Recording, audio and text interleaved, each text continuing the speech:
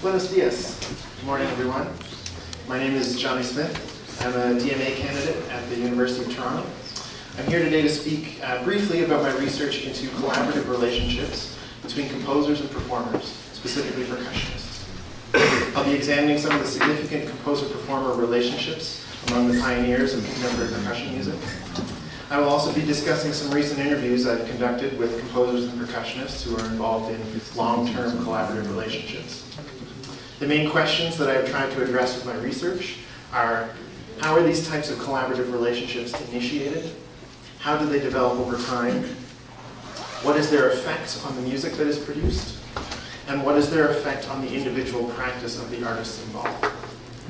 But first, I'll explain why I consider these types of collaborative relationships to be countercultural.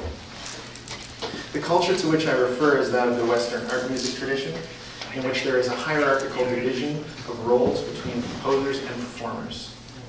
Musicologist Friedman Salas has written about how this attitude began to emerge around the time of the French Revolution in the late 18th century, when the ideas of personal freedom and individualism pervaded the minds of Western artists. Quote, "Many, notably Beethoven, came to see themselves as Tonkünstler, artists/poets of sound, beholden to no one, rather than as a gifted Kapellmeister, well-rounded musicians, in the service of some dull aristocrat." This Beethovenian ideal of the composer as the singular creative genius, brilliant and alone, took hold throughout the 19th century as other composers sought to write their own masterworks. Furthermore, Salas points out that, quote, "This change of attitude must have contributed to the way they and others valued the artifacts produced in writing their music." The score that a composer produces came to be seen no longer as a script for a musical performance, but as an actual work of music itself. It was not the means to an end, but an end unto itself. As the relationship between composers and performers became increasingly hierarchical, the performer's role came to be seen as simply that of recreating as closely as possible what was written in the score. Unfortunately, by the turn of the 20th century, this led to rather disparaging attitudes about performers, even among some of the most innovative and influential figures. Music theorist Heinrich Schenker said that, quote, "Basically, a composition does not require a performance in order to exist. The reading of the score is sufficient." This sentiment is echoed by Arnold Schoenberg's view that the performer is, quote, "totally unnecessary, except as his interpretations make the music understandable to an audience unfortunate enough to not be able to read it in print." So a culture has emerged within the Western art music tradition in which there is a hierarchical relationship between composers and performers, and the score is used as a form of one-way communication from the composer to the performer. This culture has largely discouraged collaboration and experimentation between composers and performers. When we look at the history of Western percussion music, however, we see a different picture of the relationship between composers and performers. Even in the earliest years of their history, there is evidence of close collaboration of our history. I'm sure many of you know about John Cage and Lou Harrison, two of the pioneers of Western percussion music, who in the 1930s and early 40s set about teaching dancers and other non-percussionists to read musical notation to play eclectic assemblages of percussion instruments that each of them had collected. Unfortunately, there doesn't seem to be much information available about the individual members of these early percussion ensembles. However, an article by Lita Miller titled "The Art of Noise, John Cage, Lou Harrison, and the West Coast Percussion Ensemble" does provide some insight.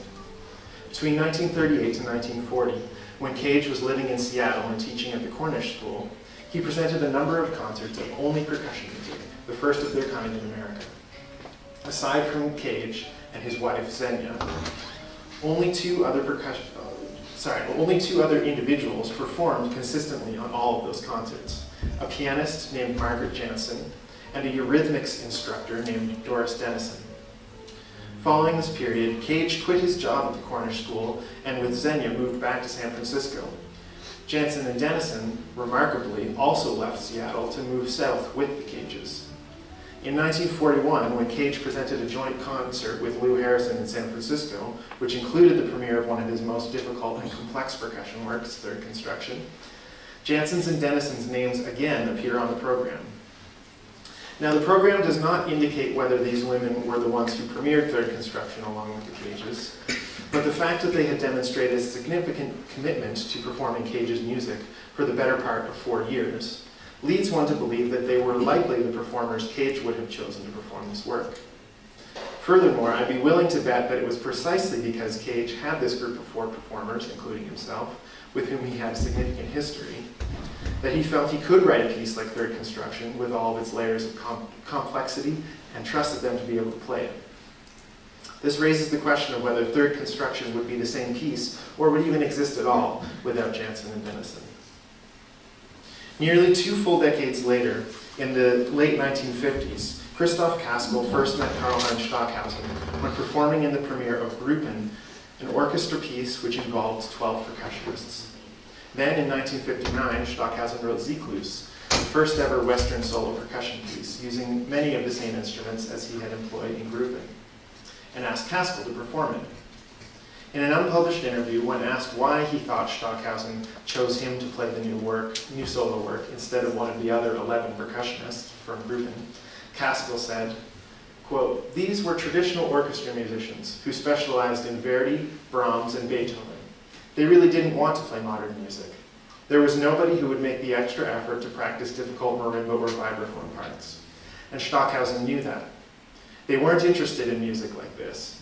There was only one person in this part of Germany who said, yes, I can do that, and that was Herr Caskel."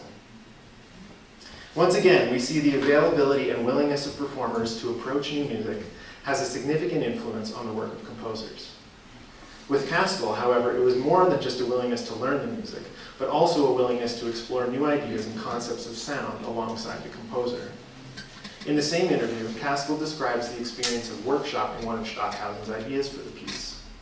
Quote, "His original idea was that he didn't want only isolated pitches, but dyads, or perhaps various clusters. So pitches were supposed to transition into noises. So he asked himself how it would be possible to play clusters on mallet instruments. We experimented and found a solution that allowed us to go further. Instead of clusters, we used glissandi. The sliding glissandi were difficult for me. I had to learn to fix my hands at certain height in order to produce smooth glissandi on both the white and black notes simultaneously, which was a really unpleasant feeling at first, but today is no big deal." Caskel's depiction of the two of them experimenting together and coming up with solutions to problems of sound execution is a familiar experience for new music percussionists today. But in the 50s, it was rare for a performer to have that kind of influence on the development of a piece of music. It was no small thing, and in fact had enduring effects. I've never played Zyklus, but for those of you who have, whenever you play a glissando on a mallet instrument, it's a direct result of Stockhausen and Caskel standing in a room together somewhere in West Germany in the late 50s, trying to make cluster sounds on a xylophone. But also, Caskel's description of the struggle he went through to be able to consistently achieve that glissando cluster sound further indicates why Stockhausen would want to work with Caskel on not only this piece, but also his much larger work for percussion, piano, electronics, Contacte. Caskel was willing to invest his time to create the closest possible realization of Stockhausen's ideas. Russell Hartenberger, in his recent book, Performance Practice in the Music of Steve Reich, describes the experience shared by himself and the other members of the Steve Reich and Musicians Ensemble in the early 70s, meeting together in Reich's loft apartment in New York City every week, sometimes twice a week, for the better part of a year, to work on his monumental piece, Drumming. They actively participated in the development of Reich's ideas for the piece, and Reich invited their feedback, treating them as collaborators. Quote, "Reich would often call members of the ensemble during the week between rehearsals and ask how we thought certain section was working, and he would make changes at the next rehearsal if he thought they were warranted. This feeling of participation in the process helped create a sense of ownership of the music among the players and a friendly working atmosphere in rehearsals." Reich's practice of drawing performers into the creative process did not stop after he finished drumming. In a 1974 article, Reich described the influence his ensemble had on the development of his piece, Six Pianos. Quote, "During early rehearsals, when a first version of a new piece is being tried out. The reactions of the players will often tell me whether the new piece really works or not. Not only direct verbal comments during or after a rehearsal, but also an appreciative laugh, an embarrassed averted glance may be enough to let me know when I am on the right or wrong track. This was particularly the case in the early fall of 1972, when the reactions of James Prius, Russell Hartenberger, and Steve Chambers were enough to make me throw away several attempts at a multiple piano piece that preceded the finished version of 6 pianos. Clearly, Reich valued his performers not just for their ability to realize his musical ideas, but also for their own creativity and musicality. This opposes Schenker's late 19th century viewpoint that a piece of music does not require performers, but rather just a score in order to exist. Drumming is a work of tremendous importance for all percussionists in our tradition, and the input of the original performers was much more important to its creation than the notation of the score. The relationship between Sylvio Gualda and Iannis Xenakis has been fairly well documented, and I'm sure many of you have heard about how Xenakis and Gualda scoured the construction site of the Pompidou Center in Paris, looking for pieces of metal that could create the types of sound Xenakis wanted for the premiere of Sapling. However, their collaborative relationship went deeper than just addressing the practical and technical concerns of the music. In a 2010 article, Gualda described how he connected with Xenakis on both a musical and a personal level. Quote, "Between writing and interpreting, between composer and performer, it's always a question of trying to meet one another. It is impossible to speak about music and forget that it is made by and for human beings. Xenakis and I shared a friendship with the greatest respect for many, many years, and even though I had great admiration for the breadth of his knowledge, I was also just as often touched by his attentive presence and his absolute respect for music and his fellow man." This type of collaborative relationship is necessarily a two-way street. From both performer and composer, it requires a commitment of time and willingness to explore and receive feedback, and a dedication to working out ideas together. In order to manage the give and take that comes with sharing in the creative process, the two individuals must trust and respect one another. I'm not the first one to come to this conclusion. Composer Sam Hayden and professor of music psychology Luke Windsor published a paper together in 2007 titled "Collaboration and the Composer." They concluded that the most important factors in a successful collaboration are, quote, "close personal relationships between the participants and a shared aesthetic mission." Similarly, composer Elliot Gyger, in a 2014 paper, identified accumulated trust and practical commitment as the attributes which lead to the deepest modes of collaboration when musical aesthetic choices can be addressed. So, this brings me back to my initial research questions. How are these kinds of collaborative relationships formed? How do they develop and maintain trust, commitment, and a shared aesthetic mission? To investigate these questions, I interviewed 4 pairs of composers and percussionists who have worked together on multiple projects across extended periods of their careers.